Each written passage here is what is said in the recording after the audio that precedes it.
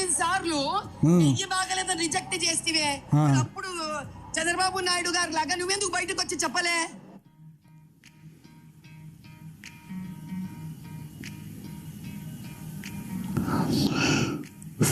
చంద్రబాబు నాయుడు గారు లాగా బయటకు వచ్చి రిజెక్ట్ చేసినప్పుడు చెప్పారని చెప్తున్నారు కదా.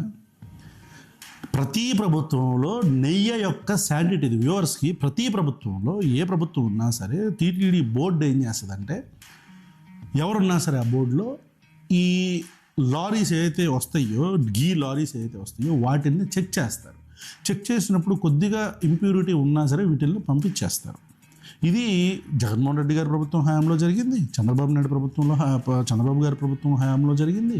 ఇట్లా ప్రతి ప్రభుత్వ హయాంలో కూడా కల్తీ కానీ ఏదైనా జరిగిందన్న చిన్న డౌట్ ఉన్నా సరే టీటీడీ వాళ్ళు ఐడెంటిఫై చేస్తే దాన్ని వెనక్కి పంపించేస్తారు. అట్లా బాబు గారి ప్రభుత్వంలో జరిగింది, జగన్ గారు కూడా లారీలు పంపించేశారు. రైట్, ఇది జరిగింది.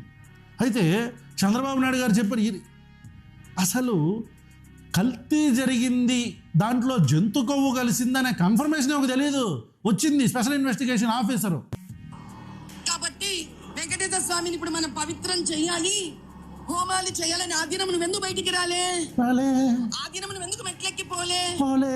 చెప్పింటే మా బోటి వాళ్ళం ఆ రోజు ప్రాయశ్చిత్తం చేసుకునే వాళ్ళం కదా. ఎందుకు చేయలే నువ్వు? పాట అయిపోయింది, ఇప్పుడు డైలాగ్ ఎందుకు చేయలే నువ్వు? డ్రామా నడుస్తుందా? ఓట్లు కావాలా నీకు? ఆయనకి కాదు, ఓట్లు కావాలా నీకన్నా? వచ్చింది మీరు కదండి,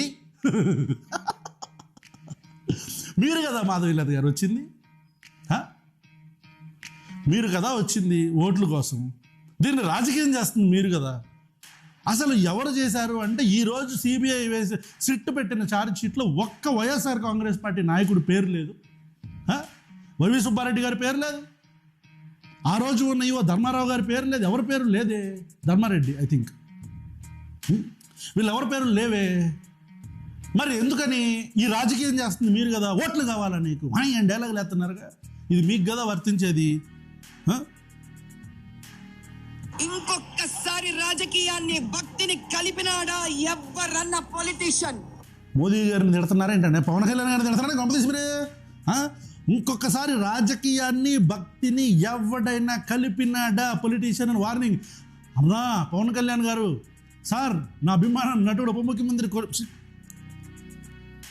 ఆయన ఎందుకంటది అనే ఆలోచన నా మైండ్లో ఉన్నా సరే ఈవిడేమంటుంది, ఇంకొకసారి రాజకీయాన్ని భక్తిని కలిపినాడా ఎవడైనా అంటుంది.